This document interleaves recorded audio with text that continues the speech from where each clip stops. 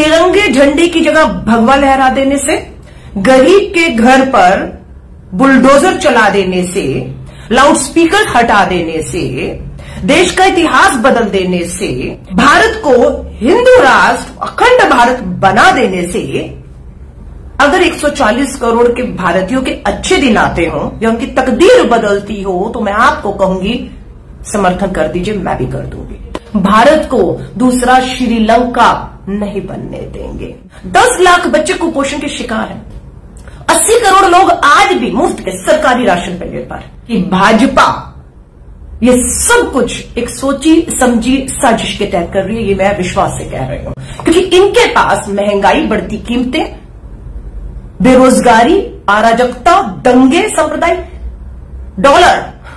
Dollar प्रधानमंत्री जी मुफ्त का पेट्रोल डलवाइए, उसकी गाड़ी पर तिरंगा हटाकर भगवा झंडा लगा दीजिए, भगवान श्री राम और हनुमान जी के नाम पर, कभी शहीदों के नाम पर उनसे सांप्रदायिकता दंगे करवाइए, मुद्दों से मत भटकिए। 24 का नैरेटिव भाजपा सेट कर रही है। सिर्फ हमारे पास 22 है, 23 हमारे पास बचा, 24 में चुनाव होगा, तो अभी से 10 साल की मोदी सरकार कहते थे 60 महीने दे दीजिए, 60 महीने दे दीजिए। श्रीलंका का हाल आप देख रहे हैं, वहां के प्रधानमंत्री इस्तीफा देकर भागने को, थैला उठाकर, झोला उठाकर भागने को मजबूर हुए हैं।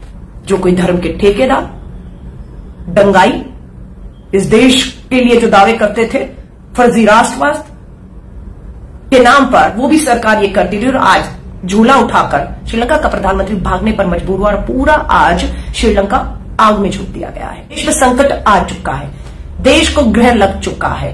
हमें ये संघ का, नफरत जहर का, दंगों वाला, एक दूसरे को बांटने वाला, मारने काटने वाला हिंदुस्तान, न्यू इंडिया नहीं चाहिए। हर रोज एक विवाद, एक नया मुद्दा खड़ा कर दिया जाता है असल मुद्दों से ध्यान भटकाने के लिए। अब मैं सिर्फ एक मुद्दे पर चर्चा करने आई हूं और आप तय कर लीजिएगा क्या होना चाहिए। भाजपा के दिल्ली प्रदेश कांग्रेस कमेटी के अध्यक्ष ने एनडीएमसी को एक लेटर लिखा है कि दिल्ली की सड़कों के नाम बदल दीजिए। आपसे मैं पूछना चाहती हूं, अगर दिल्ली की सड़कों के नाम बदलने से सड़कों के हालात बदलते हों, लोगों की किस्मत बदलती हो, उनके बुरे दिन चले जाए और अच्छे दिन आते हों, तो बदल डालिए, बदल डालिए। आज हमने देखा चंद मुट्ठी भर लोग कुतुब मीनार और कुछ लोग ताजमहल पहुंच गए हनुमान चालीसा पढ़ने के लिए। घर में कभी पढ़ी नहीं पढ़ी, आती भी है नहीं आती नहीं मालूम है, लेकिन विवाद खड़ा करना है। मैं अब आपसे एक सवाल पूछना चाहती हूं, सड़क और चौराहों के नाम बदलने से, ध्यान से सुन लीजिएगा और बताइएगा आप सहमत है या नहीं, सड़क और चौराहों के नाम बदलने से, तिरंगे झंडे की जगह भगवा लहरा देने से, गरीब के घर पर बुलडोजर चला देने से, लाउडस्पीकर हटा देने से, देश का इतिहास बदल देने से, देश की धरोहर और संपत्तियों को बेच डालने से, दलितों को, भाई बहनों को मिलने वाले आरक्षण को खत्म कर देने से, भारत को हिंदू राष्ट्र अखंड भारत बना देने से अगर 140 करोड़ के भारतीयों के अच्छे दिन आते हो या उनकी तकदीर बदलती हो तो मैं आपको कहूंगी समर्थन कर दीजिए, मैं भी कर दूंगी। लेकिन सच्चाई ये है कि आज महंगाई, पेट्रोल 100 पार, डीजल 90 पार, एलपीजी गैस, घरेलू गैस सिलेंडर 1000 पार, कमर्शियल गैस सिलेंडर 2300-2500 रुपए पहुंच चुका है। खाने का आटा, गरीब का आटा 32 रुपए किलो हो चुका है, 12 सालों में सबसे महंगा आटा हो चुका है। 10 लाख बच्चे कुपोषण के शिकार हैं। 80 करोड़ लोग आज भी मुफ्त के सरकारी राशन पर निर्भर है। बेरोजगारी लगातार सर उठाकर बोल रही है। करोड़ों युवा अपनी जान को खतरे में डालकर परीक्षा केंद्र तक जाते हैं अपना भविष्य बनाने के लिए और पता चलता है पेपर लीक हो गया और इम्तिहान रद्द हो गया, वापस लौट आइए। ये अभी कल ही परसों बिहार यूपी की तस्वीरें आई है, हम लोग ने देखी है। देश भर में सांप्रदायिकता। मैं आपसे सिर्फ ये सवाल करना चाहती हूं कि भाजपा ये सब कुछ एक सोची समझी साजिश के तहत कर रही है। ये मैं विश्वास से कह रही हूं, क्योंकि इनके पास महंगाई, बढ़ती कीमतें, बेरोजगारी, अराजकता, दंगे, सांप्रदायिक, डॉलर। प्रधानमंत्री जी, कल आपके ट्विटर पे जब पता लगा कि $1 की कीमत 77 रुपए 50 पैसे पहुंच गए, इतिहास में 75 साल, भारत के 75 साल के इतिहास में पहली बार हुआ है कि डॉलर के मुकाबले रुपया इतना नीचे गिरा हो, पहली बार 77 रुपए 50 पैसे। और आप ही के वीडियो पूरे सोशल मीडिया पे प्रधानमंत्री जी नरेंद्र मोदी जी के वायरल हो रहे थे।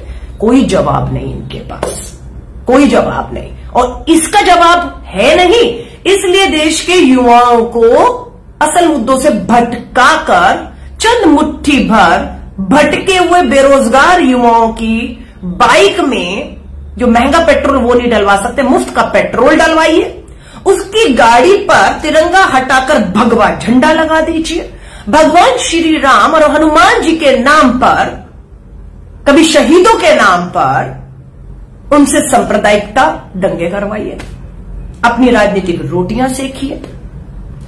मैं भाजपा के प्रदेश अध्यक्ष आदेश गुप्ता जी ने बुलडोजर का समर्थन, मैं कल आपको लाइव किया है, अलका लामा किसी भी तरह के किसी के भी अवैध निर्माण अतिक्रमण का समर्थन नहीं करती, पर कानून सबके लिए बराबर होना चाहिए, भेदभाव नहीं होना चाहिए। गरीब पे मार क्यों हमेशा?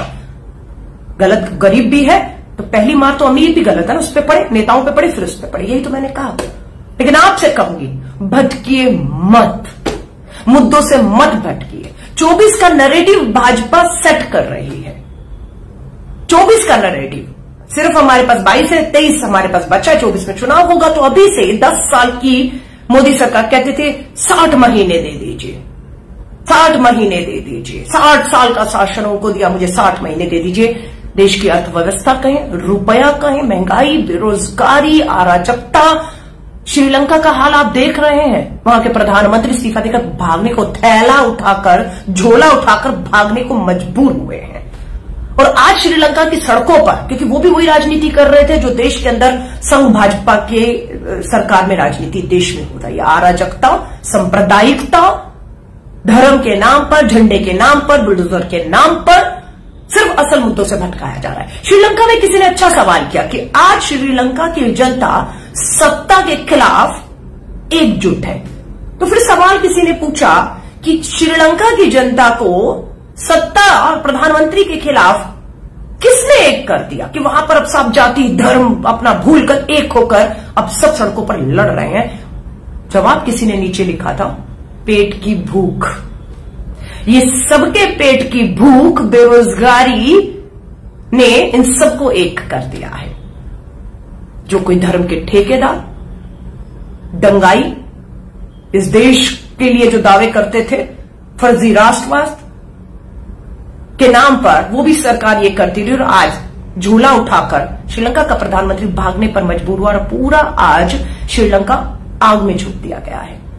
मैं आपसे कहूंगी, बेरोजगार युवाओं से कहूंगी, हर उस गरीब जिसका चूल्हा ठंडा हो चुका है, नहीं हो पा रहा गुजारा, मैं आपसे कहूंगी, आइए असल मुद्दों पर, मांगिए सरकारों से अपना हक, अपना अधिकार, मांगिए उनसे। हर साल 2 करोड़ नौकरियों का वायदा था, 8 साल नरेंद्र मोदी जी पूरे हो गए, 2 साल बचे हैं, दीजिए हमें 2 करोड़ नौकरियां। हर साल का जो वायदा था आपने नौकरियां देने की बजाय नौकरियां छीन ली हैं।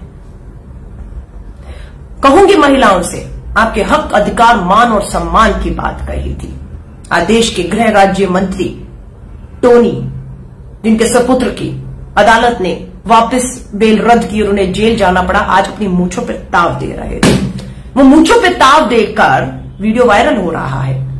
आशीष मिश्र मूंछों पे ताव देकर आपको और हमें केवल चुनौती नहीं दे रहे थे, वो किसानों का हत्यारा इस देश की अदालतों को, पुलिस और प्रशासन और कानून सरकारों को अपनी मूंछ पे ताव देकर चुनौती दे रहा था कि मेरा बाप देश का गृह राज्य मंत्री है, कुछ कोई नहीं बिगाड़ पाएगा। कोई हथकड़ी हाथ में नहीं थी किसानों के हत्यारों के हाथ पे, कोई पुलिस ने उन्हें नहीं पकड़ा हुआ था, दोनों हाथ फ्री थे और मूंछ पे ताव था।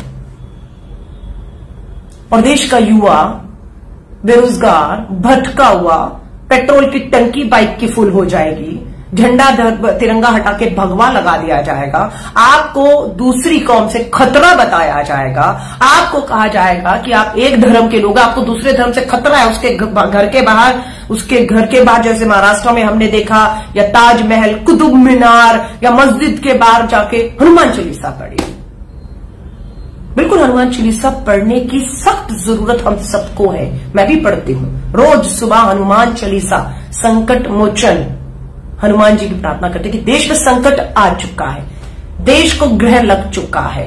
मैं सब हिंदू भाई बहनों से कहूंगी, रोज हनुमान चालीसा का उच्चारण सुबह और शाम करना होगा हमें कि भगवान हनुमान जी हमें देश पे आई इस आपदा, इस संकट, इस सरकार से बचाइए। ये सरकार इस देश को अराजकता में झोंक रही है। पंजाब में खालिस्तानी सर उठा के बोल रहे हैं, तो वहीं पर हमारे कश्मीर में आतंकी हमें चुनौती दे रहे हैं। सरहद पर हो या सरहद के भीतर हो, पंजाब मोहाली, कल वहां पर पुलिस हेडक्वार्टर मोहाली, कोई सरहद पे नहीं है मोहाली, बिल्कुल पंजाब, हरियाणा, चंडीगढ़ लगा हुआ मोहाली पर पुलिस हेडक्वार्टर पर धमाका होता है। कहां है हमारी इंटेलिजेंस कि देश की सरकार? वो तो सांप्रदायिकता में, दंगे फैलाने में बिल्कुल मस्त है। पंजाब के खालिस्तान का ध्यान से सुनिएगा, कितनी हैरानी वाली बात है, ध्यान से सुनिएगा।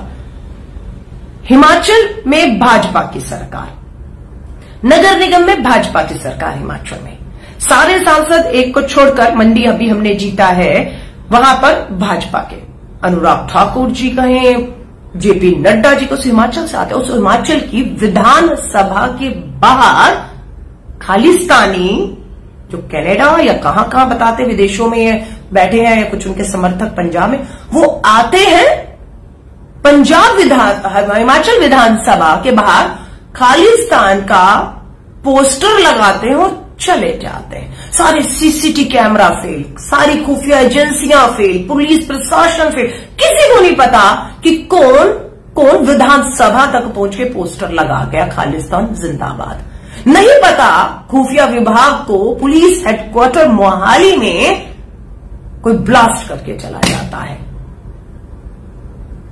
सोचिएगा, मैं तो कह रही हूं, सरकारों को कह रही हूं, बिल्कुल ये सब चीजें देशद्रोही जो देश के भीतर या बाहर है कर रहे हैं, लेकिन आप जब तक सबूतों के साथ उन्हें सामने देश के लाकर सजाएं नहीं देते, यही माना जाएगा कि कहीं ना कहीं देश में बैठी सरकार इस सब साजिश में शामिल है। पुलवामा में हमारे जवान शहीद कर दिए गए। उसके बाद क्या हुआ? 19 के चुनाव में, माफी चाहूंगी, शहीदों की शहादत पे वोट मांग के सरकार आई। ये सरकार वो है। मालूम नहीं अगले 2 साल क्या क्या हो सकता है, क्या क्या होगा, क्योंकि बेरोजगारी, महंगाई, अराजकता, भूख से मरते बच्चे, ठंडे होते चूल्हे, बेरोजगार युवा, इस पे जवाब नहीं है। 10 साल पूरे होने वाले हैं, जवाब नहीं है। इसलिए आपको दोबारा से उलझाया जा रहा है। फैसला छोड़ के जा रही हूं, भावुक हो जाती हूं, इसलिए 5 मिनट के बाद 10 मिनट हो जाती है, लेकिन सभी साथियों से कहूंगी, देश के युवाओं से कहूंगी, ये देश युवा भारत है। इसे युवा भारत इसलिए कहा जाता है कि इसकी 70% के करीब आबादी जो है वो कहते हैं 40-45 से नीचे की, ये युवा भारत है। और ये युवा भारत इस देश में अपना भविष्य खोज रहा है, सस्ती शिक्षा पाने के लिए, और शिक्षा पाने के लिए हमारे बच्चों को, हमारे छात्रों को देश छोड़ के यूक्रेन जाना पड़ा। और क्या हालात हुए वहां पर, क्यों जाना पड़े, क्यों ऐसी व्यवस्था 10 सालों में नहीं की? जो 70 साल का हिसाब मांगते हैं उनसे पूछ लीजिएगा, आज जो बना वो 70 सालों में ही बना था। जो आज बेच रहे हैं वो 70 सालों में ही बना था। चाहे LIC हो, चाहे एयर इंडिया हो, चाहे देश की धरोहर लाल किला तक गिरवी आपने रख दिया, कुछ नहीं छोड़ा इस देश के अंदर जो आपने बेचा ना हो। एयरपोर्ट से लेकर रेलवे स्टेशन, रेलवे तक लेकर बेच डाला। ये किसने कमाया था? ये देश ने कमाया था। हमारे देश के जो नेता नहीं रहे, उन्होंने अपनी शहादतें, कुर्बानियां देकर, आजादी के आंदोलन से, गुलामी की जंजीरों से भारत मां को मुक्त कराकर देश को अपने पांव पे खड़ा किया था। पाकिस्तान बांग्लादेश की लड़ाई लड़ी, चीन से चुनौती मिलती रही, ये देश एक समय पर कहते हैं कि कटोरा लेकर हम लोग अनाज के लिए निर्भर होते थे। इस देश को आत्मनिर्भर बनाया लाल बहादुर शास्त्री जी ने जय जवान जय किसान के नारा देकर। हरित क्रांति, सफेद क्रांति, दूध की क्रांति, ऐसी अनेकों क्रांतियों से इस देश को जिंदा रखा है। और आज इस देश की एकता, अखंडता को खतरा देश में बैठी उस संघ भाजपा की सरकार से है, जो मात्र अपने एक एजेंडा लागू करने के लिए इस देश को नफरत की आग में झोंकना चाहती है। 27 सालों से राजनीति में हूं। 18 साल की थी जब दिल्ली विश्वविद्यालय छात्र संगठन की अध्यक्ष पद का चुनाव लड़ा। 18 साल, आज 27 साल हो गए। बोलती आई हूं, इस विचारधारा के खिलाफ बोलती रहूंगी। आज खुशी है मुझे अजमेर राजस्थान में हमारे लालजी देसाई, जो हमारे गुजरात की धरती से आते हैं, बापू की धरती से आते हैं, हमारे सेवा दल के राष्ट्रीय अध्यक्ष हैं, मुझे उन्होंने आमंत्रित किया कि तिरंगा हाथ में है, कोई और झंडा नहीं है, तिरंगा हाथ में लेकर कम से कम 70 से 80 हमारे सेवा दल के कहूं सिपाही गुजरात के बापू के अहमदाबाद से निकलते हुए पूरा राजस्थान, हरियाणा होते हुए दिल्ली पहुंचेंगे। 1200-1300 किलोमीटर, 750 किलोमीटर कवर कर चुके हैं। कड़कती गर्मी में, धूप में वो इतने किलोमीटर का सफर तिरंगा हाथ में लेकर सिर्फ बापू की विचारधारा क्या है? शांति, प्यार, भाईचारा, हिंसा नहीं, अहिंसा के रास्ते पर चलने का नारा लेकर, संदेश लेकर, देश की आजादी में जिन्होंने शहादतें, कुर्बानियां दी हैं, उनकी कुर्बानियों को गांव गांव में जाकर बता रहे हैं। और मैं जब अजमेर में थी, वहां से गुजरी, तो कोई गांव ऐसा नहीं था जहां से लोगों ने घरों से बाहर होकर भावुक होकर उस तिरंगे झंडे को नमन न किया हो और ये वचन न दिया हो कि नहीं, हम इस देश को नफरत की आग में, सांप्रदायिकता की आग में झोंकने नहीं देंगे। पर कुछ लोग आज भी पूरी कोशिश में हैं, चंद मुट्ठी भर लोग, जो ताजमहल कहूं या कुतुब मीनार आज पहुंच गए, चंद मुट्ठी भर अराजक लोग हैं। धर्म से कोई लेन देन नहीं है उनका। अगर धर्म से उनका कुछ भी लेन देन होता तो वो हिंसा नहीं करते, वो दंगे नहीं करते, वो किसी दूसरे धर्म का अपमान नहीं करते, अपने धर्म का प्रचार करते। लेकिन ये चंद मुट्ठी भर जो अपने आप को धर्म के ठेकेदार, हमारे भगवान का नाम लेकर, हमारे स्वतंत्रता सेनानियों का नाम लेकर आज जो राजनीति कर रहे हैं, मुंह तोड़ जवाब दीजिए। लाइए घसीट कर इन्हें मुद्दों पर। मुझे रोजगार चाहिए, मेरे बच्चे भूखे हैं, उन्हें रोटी चाहिए, मुझे सुरक्षा चाहिए इस देश के अंदर, मुझे महंगाई से निजात चाहिए, मुझे वो भारत चाहिए जो भारत हमारे भगत सिंह, राजगुरु, सुखदेव, सुभाष चंद्र बोस, चंद्रशेखर आजाद, सरदार पटेल, नेहरू, गांधी, कितने नाम लो, शहादतें देकर हमें सौंपा था। हमें वो भारत वापस चाहिए। हमें ये संघ का, नफरत, जहर का, दंगों वाला, एक दूसरे को बांटने वाला, मारने काटने वाला हिंदुस्तान, न्यू इंडिया नहीं चाहिए।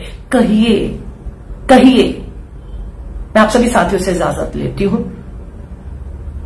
कोशिश करूंगी, जुड़ी रहूंगी आपसे, ताकि हम जो एक विचार के लोग हैं, जो भाईचारे, एकता और प्यार में, अहिंसा में विश्वास रखते हैं, उन सबको हम साथ ले सके।